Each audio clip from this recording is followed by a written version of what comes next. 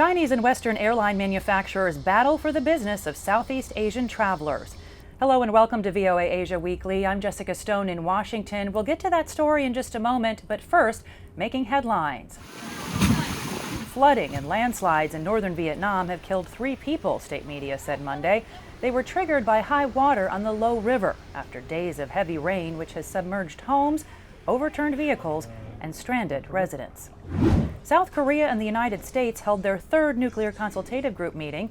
The nations agreed to a series of tabletop exercises to work on interoperability, communication, and joint decision-making. The South Korean military says soldiers fired warning shots over the weekend after North Korean troops briefly crossed the border. Thailand's constitutional court has set a hearing date for next Tuesday on whether to dissolve the election win of the Move Forward Party. The MFP is accused of campaigning on a promise to reform the royal defamation law in violation of the Thai constitution. If the election is overturned, it nullifies the votes of 14 million people. The Philippines celebrated its Independence Day Wednesday, marking 145 years since Manila declared independence from Spain. On the eve of the holiday, hundreds of Filipino activists marched towards the Chinese consulate in Manila, protesting China's aggressive militarization on the disputed shoals of the West Philippine Sea, also known as the South China Sea. And the oldest member of K-pop group BTS was discharged from the South Korean army on Wednesday.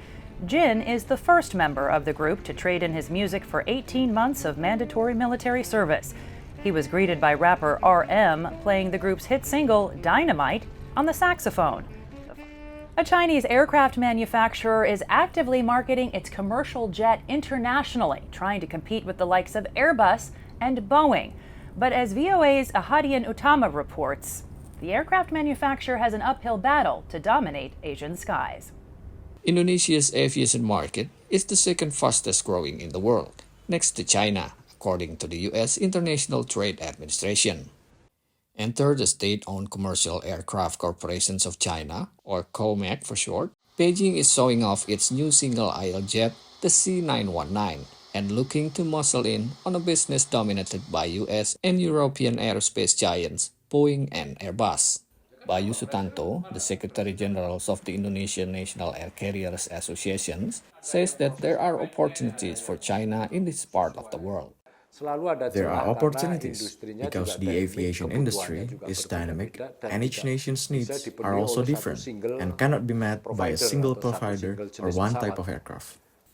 COMAC went on a promotional tour to 6 Southeast Asian nations, including Indonesia, in February and March. Aviation analyst Telefilm Lee says COMAC might be hoping to take advantage of safety and supply issues impacting Boeing and Airbus. Boeing is experiencing problems with safety issues, while Airbus has a long queue production. To be able to bring an Airbus, the waiting time can be up to 5 years. This is a good opportunity for the COMAC C919, whose capacity is equivalent to the Airbus A320 and Boeing 737. But to be able to operate in other countries, the plane must be certified by each country's local civil aviation authority. And so far, no countries in Southeast Asia have certified the C919. Lee says COMAC's smaller plane, the ARJ-21, has been certified by Indonesia's Civil Aviation Authority, and that could make new certification easier. If you're familiar with the manufacturer, it becomes more familiar. The process is faster, but the procedure is all the same. Boeing predicts the numbers of commercial aircraft flying in Southeast Asia could quadruple to more than 4,000 jets in less than 20 years. And China is pushing to make sure its planes will be among them. Ahadian Utama, VOA News, Jakarta, Indonesia. And finally, in the heart of Glodok, Indonesia's largest Chinatown, Kopiestiki, a coffee shop, has been operating for almost 100 years. Yang Ming Zhou is now the 3rd generation running the business. Today, the Chinatown thrives as a commercial hub, with Chinese Indonesians owning diverse businesses.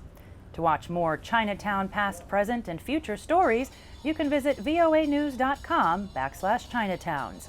Thanks for watching VOA Asia Weekly.